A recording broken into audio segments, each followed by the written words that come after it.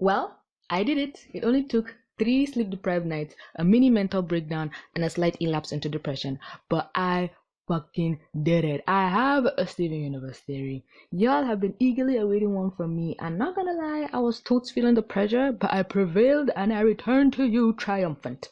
Hold on to your underwears, kiddies, because we're about to get wild and freaky.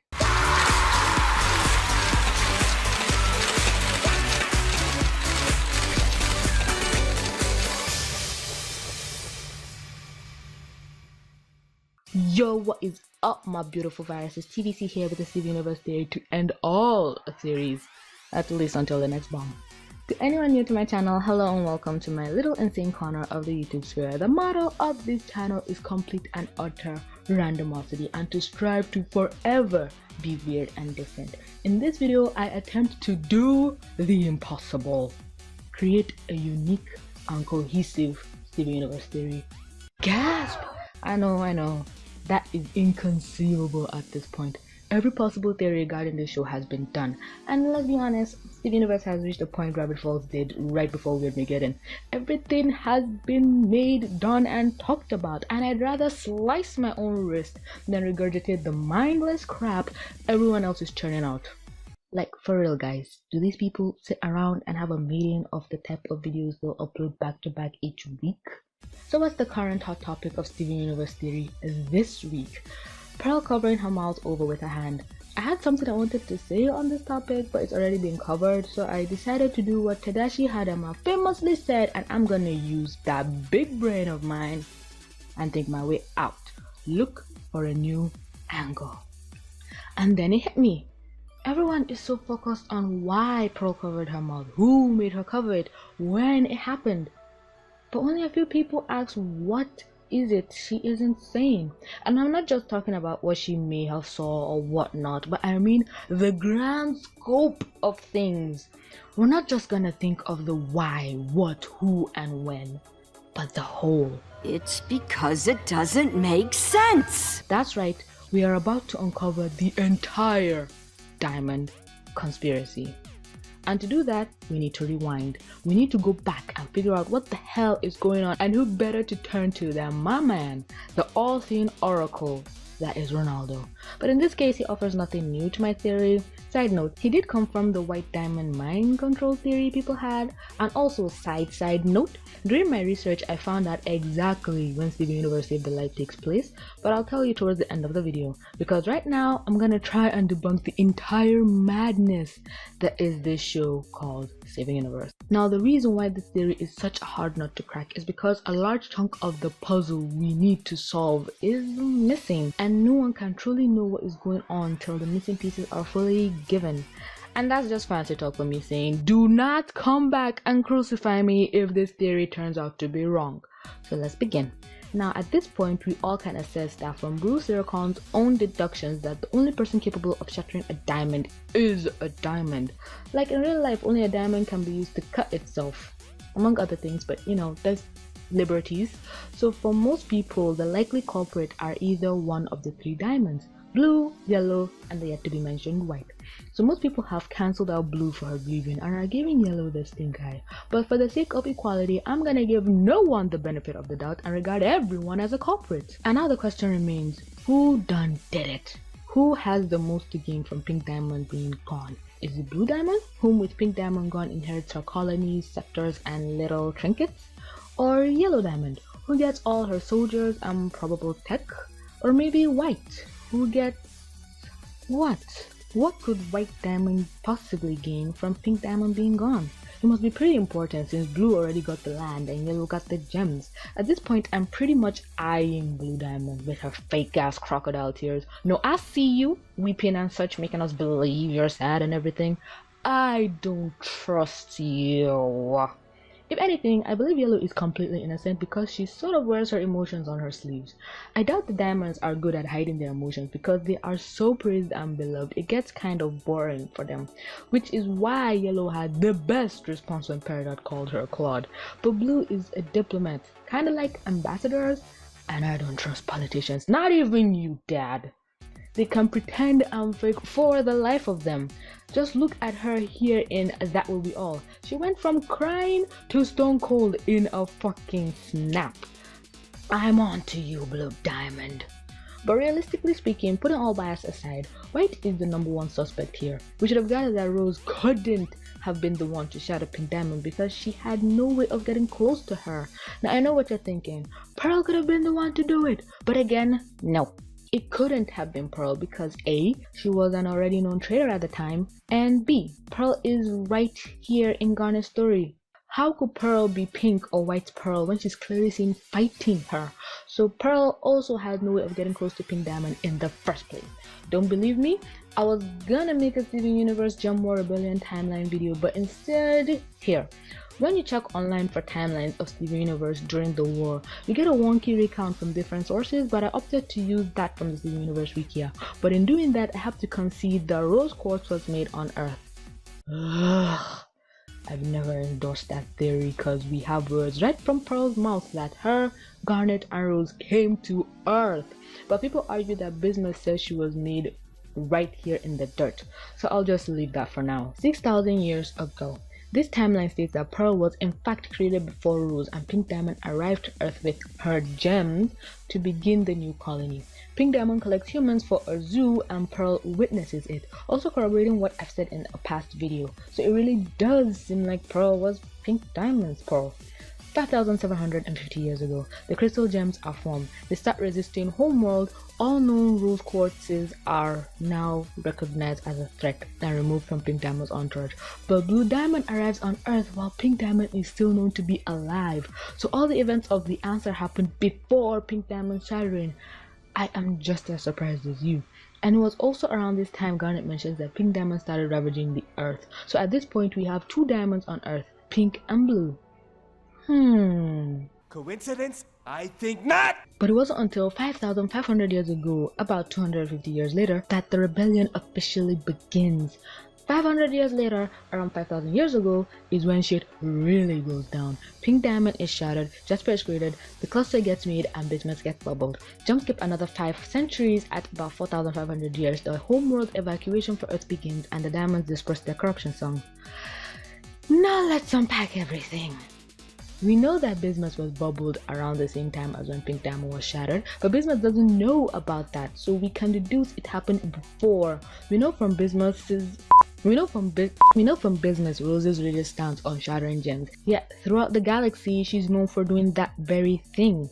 Weird. You'd think the diamonds would just stick it out, seeing as by Pearl's own statements they were... It was a maelstrom of destruction and death. But we won! Your mother led us to glorious victory. The odds were against us, and our hearts were uncertain. But we chose to fight alongside Rose. So, how can a rebellion outnumbered and was sure to face imminent defeat win? Well, if we count what happened to them as winning. What if someone needed what happened on Earth to happen to forward their own agenda? Let me explain. Look at this picture. Tell me what seems off to you. Go on, tell me. Well, for one, Rose is missing. Secondly, Pink Diamond is horribly small for a diamond. She's just about 2 times as big as Garnet here. When we see Yellow easily able to pick up her Pearl here, pearls who are about just a head smaller than Garnet is. So unless this image is playing with perspective here, Pink Diamond is really small. Next, we also see in the image that Pink Diamond is also alone. No pearls, no agates, nothing. How can that be? According to Yellow Diamond, they were with her the whole time, one of them especially being her pearl. Unless her pearl was one of the gems that defected from her, hence why she's the only gem with the title Renegade instead of the actual soldier leading the rebellion. Now, one could argue Pink Diamond likes to go ravaging the planet alone, and I could also argue you're an idiot for thinking that. Diamonds are barely alone when they're sitting down and talking amongst one another. You really think one would be alone in battle? It's clear that Pink Diamond may not have had all these gems because she was the runt of the litter.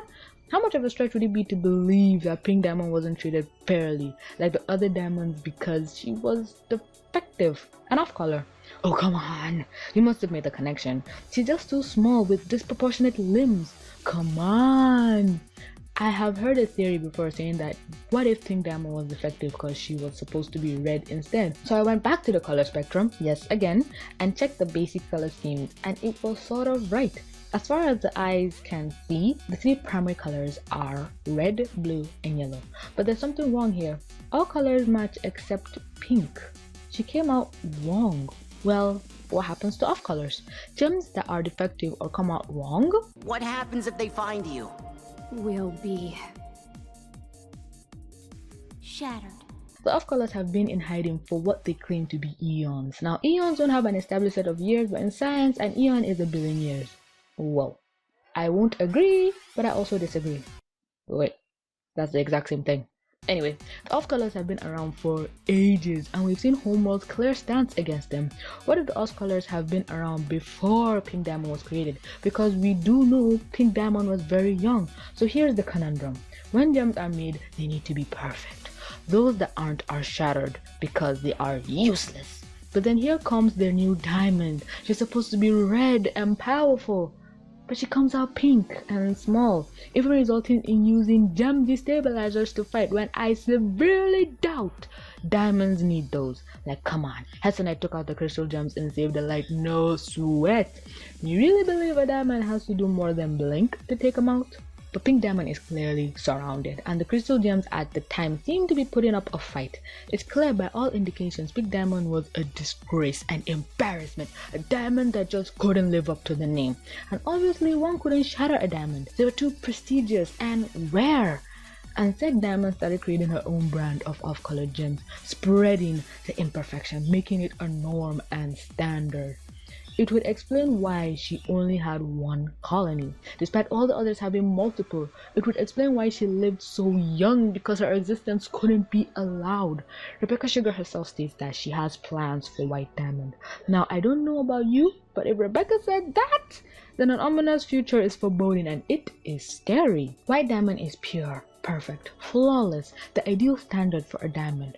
Blue and yellow follow suit perfectly, but pink didn't. We have blue and yellow refer to each other by their colors, but never once hear them call pink actually pink. Well, maybe once or twice. Maybe because her name wasn't supposed to be pink. And if there's one sad truth I've learned for living in this world, it's that when strong and powerful men want to get what they want or cover their tracks, they start a war, for reals. How far of a stretch would it be if White Diamond started the war as a way to cover up killing Pink Diamond? Or she saw it as the perfect opportunity to get rid of her? The Diamonds could have easily snuffed out the rebellion. They were clearly outnumbered, but instead chose to drag it out. Why? In hopes that Pink Diamond would get killed, as evident by her fighting alone? Maybe Rose being missing from this scene means she was out somewhere talking with White Diamond? A bit of a stretch, but still possible. Perhaps after Pink Diamond was murdered, and in an effort to cover their tracks, whether Rose saw it or Pearl or whoever, the Diamonds couldn't even wait for some of their own soldiers to leave Earth before sending out their Diamond corruption song. As you can see, White Diamond was clearly present here, seen as she was part of the song. But then why wouldn't she be present at the trial for the very person who shattered one of her own, and her side of the pad did light up, but we also see a dark pink pad? Why would that be there when we know Pink Diamond has been wiped from all current insignias? Unless White Diamond never valued pink as one of hers and saw the whole ordeal as meaningless, not even wanting to go where her symbol is still present, because neither blue nor yellow diamond acknowledge White's absence, which in and of itself is highly suspect.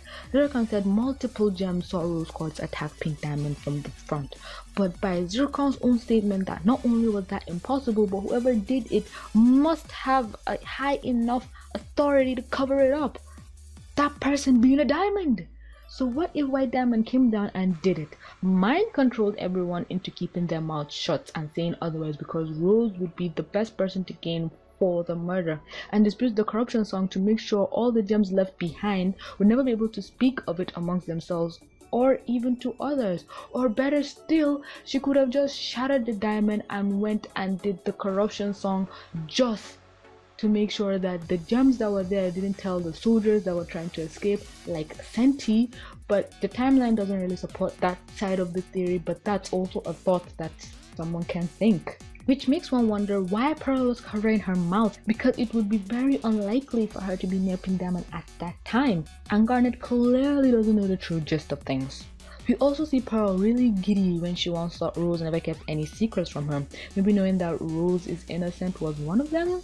I don't know, you guys. I'm fried at this point and everything is purely speculation. So what do y'all think? Did I do it? Did I give a theory to end all theories? White Diamond shattered Pink Diamond during the Gem Rebellion for the War for Earth. She silenced all witnesses and corrupted them, all but one, and left the planet for dead. Earth was just an instrument, a tool in their plan, because what if White Diamond mind-controlled Rose in the first place to start the rebellion, because we know how gems are so devoted to their diamonds? You never know. Anyway, that's all for my theory today. I hope you enjoyed it.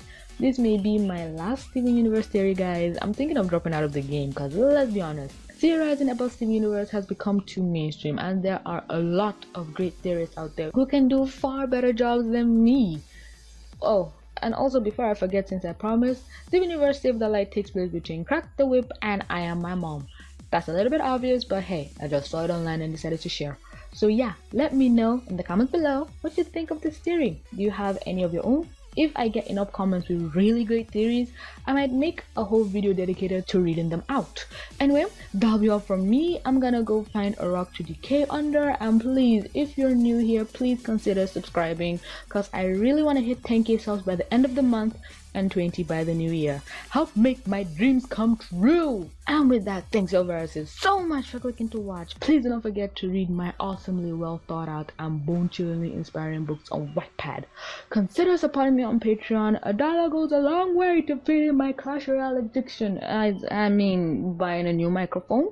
And follow me on Twitter. You will not believe the batshit crazy stuff I post. I swear, I'm just waiting to get arrested at this point. And as always, do not forget to like, comment, subscribe, and stay forever awesome. This is TVC signing out.